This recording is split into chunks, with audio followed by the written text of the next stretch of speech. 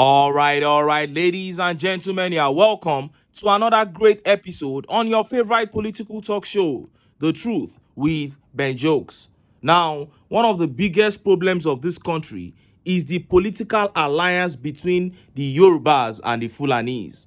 That alliance helps the Yoruba politicians and the Fulani politicians to continue to rotate power amongst themselves as they continue to plunder this country's resources. And because of this alliance, the Yorubas have perpetually turned a blind eye to the atrocities of the Fulanis against this nation, because they feel that from time to time, the alliance will ensure that a Yoruba man becomes president. And you would want to ask, what is the benefit of a Yoruba president to the average Yoruba man? It's next to nothing. But the relationship between these two ethnic groups has now gone sour because Fulanis have been invading Yoruba land. We saw how they persistently raided Yoruba communities under Buhari, wreaking havoc. On many occasions, Fulani headsmen beheaded Yoruba farmers, molested women, and kidnapped children. And under TINUBU, the Fulanis have not slowed down at all. Only last month, they killed 3 Yoruba traditional rulers, kidnapped school children in Ekiti State. But as I speak to you, Yorubas are combing their forests, taking out Fulanis in large number. And as a matter of fact, they came out few hours ago to tell Tinubu that they can see clearly that he is on a mission to sell Nigeria to the Fulanis. They said, but his plans will not work because every single Fulani headsman on Yoruba land must leave Yoruba soil. They said, as a matter of fact, if any one of them is found, he will have himself to blame. And any attempt by Tinubu to force the Fulanis on Yorubas will be vehemently and massively resisted. Before I show you how they said it and how Nigerians reacted, let me quickly show you this update. Bandits demand 1 billion naira ransom for kidnapped 286 Kaduna school children. Workers threaten to kill hostages after 20 days.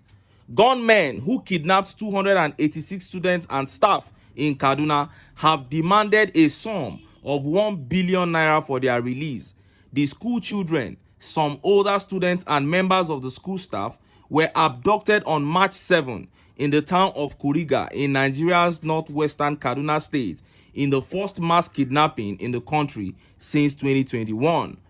According to Reuters, a community leader, Jubril Aminu, who acts as a spokesman for the families of the hostages, said he received a call on his phone from the kidnappers on Tuesday. They made a total of 1 billion naira ransom demand for all the pupils, students, and staff of the school, Aminu said. They gave an ultimatum to pay the ransom within 20 days, effective from the date of the kidnap. They said they will kill all the students and staff if the ransom demand is not met. Idris Ibrahim, an elected official from the Kuriga Ward Municipal Council, also confirmed the ransom demand and the amount. Yes, the kidnappers called the community through Jubril Aminu's number and made the demand, he said. They called from a hidden number, but the authorities are working on getting the number, Ibrahim said.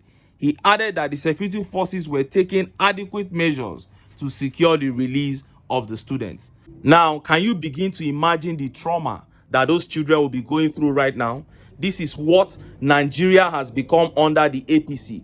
Terrorists giving the government ultimatum. And look at how Nigerians reacted. Look at some of the tweet reactions. This tweet here says, Nigeria has another industry, the kidnapping industry. Yes, that is what it has become.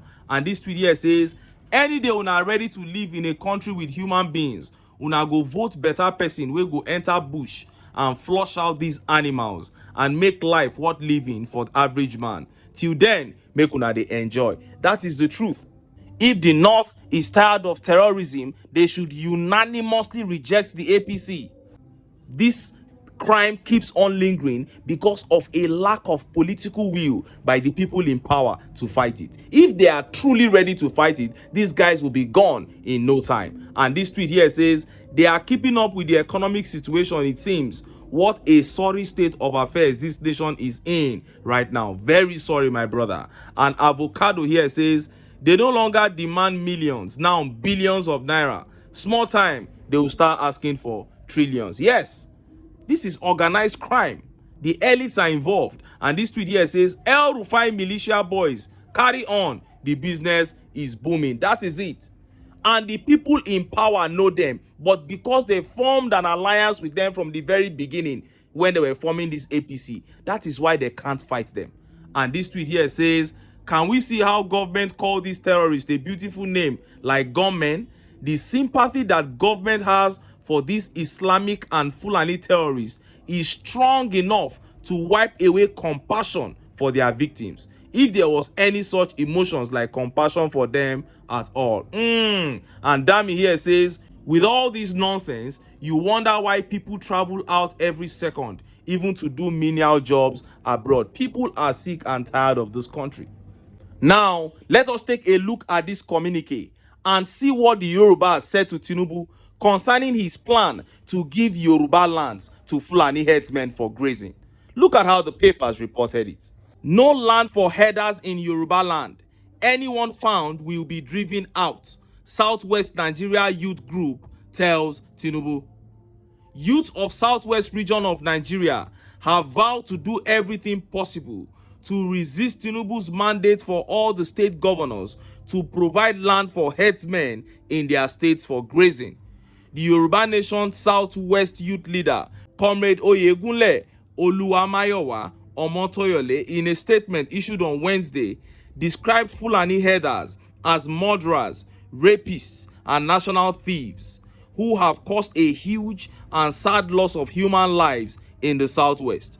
Omotoyole said the herders are known for sexual harassment, acquisition of dangerous weapons, reduction in quality of community social relationships, and reduction of social support, with high cases of, vowing that the Southwest youths will do everything to resist giving Fulani herders grazing land in the region. Omotoyole said, we are aware of your recent speech where you said that each state governor in Nigeria should find land for Fulani herdsmen to graze their cattle in their state in order for peace to reign in Nigeria. Please permit me to remind you, sir. Maybe you have quickly forgotten what these herdsmen have done in the Southwest to our farmers in Yoruba land. These men have caused a huge and sad loss of human lives in the Southwest. Added on top of it is sexual harassment, acquisition of dangerous weapons, arms, reduction in quality of community social relationship, reduction of social support with high cases of rape, while the economic effect of the menace of Fulani herdsmen are still biting the people. If you continue with your plan to force the Fulani on our land, there is the future risk of serious tribal wars with the Fulanis, because you now approve their evil deeds, giving them a legal reason to carry on in the name of cattle grazing and selling the country to them.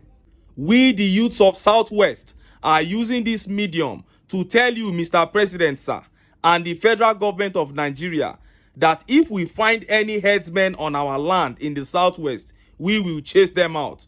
We will then ignite a mass protest, because we will never accept approved killers, murderers, organized national thieves on our land to take over our fatherland under any guise. And it is such a pity a man is willing to sell out his race just for political power. And look at how Nigerians reacted. Look at some of the tweet reactions. This tweet by Oga Mayor says, no land for herders in southern Nigeria.